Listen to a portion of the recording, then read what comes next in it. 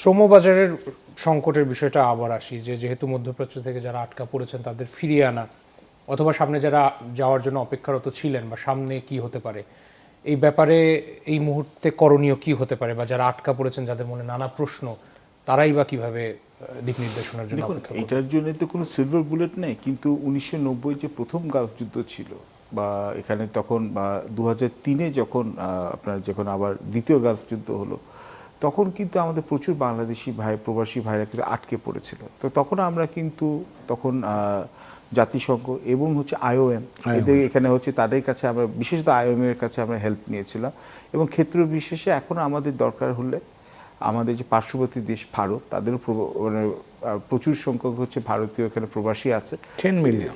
G, 10 million. So that's a significant number. So ওদের সাথে এখন অবশ্য ওরা আগে তাদের নাগরিককে প্রাধান্য দিবে। তো আমাদের এইরকম এখানে বেশ কয়েকটি দেশের সাথে কথা বলতে হবে, মধ্যপ্রাচ্যের দেশে, যে যুদ্ধটা তো আগে একটা সাময়িক বিরতি হতে হবে। তারপর তো আপনি সাগর পথে বা যে আপনি এখানে আপনার যে মানে থ্রু দ্য এয়ারওয়েজ আপনি ওকে নিয়ে আসতে পারবেন। এটা এক। দুই যে আমাদের এখন আমাদের যদি এখানে জব লস হবে, এটা আমাদের আশঙ্কা করতেই হবে। কেন এখানে অনেক হলো এখানে মধ্যপ্রাচ্যে কিন্তু ব্যবসা বা বাণিজ্য বা বিদেশি বিনিয়োগ বা আপনার যে পর্যটন, এগুলো কিন্তু এখন থেমে দাঁড়াবে। অ্যাটলিস্ট 6 মাস বা 1 বছর এটা টার্ন অ্যারাউন্ড করতে লাগবে।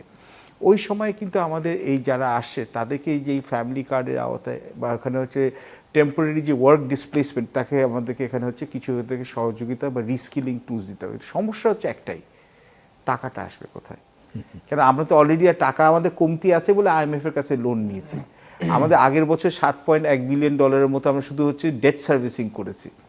আমাদের debt to GDP ratio public এবং মানে আমার ন্যাশনাল ডেট এবং ফরেন ডেট মিলিয়ে 100%-এর উপরে, এবং আমাদের কর উত্তোলনের যে ratio, tax to GDP ratio 7% নিচে, যে one of the lowest in the world. আমি আপনাকে সমস্যাগুলো বলছি।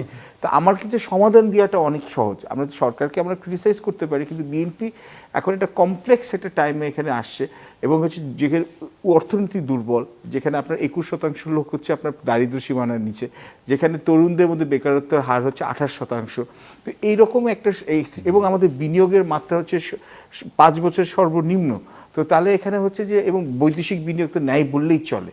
তো এইরকম একটা অবস্থায় বিএনপির জন্য একটা কঠিন চ্যালেঞ্জ, এবং আমার মনে একটা কোঅর্ডিনেটেড স্ট্র্যাটেজি নিতে হবে। দরকার হলে বিরোধী দল যারা আছে এখানে যারা আছে তাদেরকে এবং এক্সপার্টদেরকে নিয়ে ইন কনফিডেন্স নিয়ে একটা কনসার্টেড একটা ন্যাশনাল স্ট্র্যাটেজি করতে হবে। কারণ এখানে আমার মনে হয় শুধু পলিটিক্যাল লাইন্সে বা এখানে শর্ট টার্ম এখানে আমরা ফল পাবো না।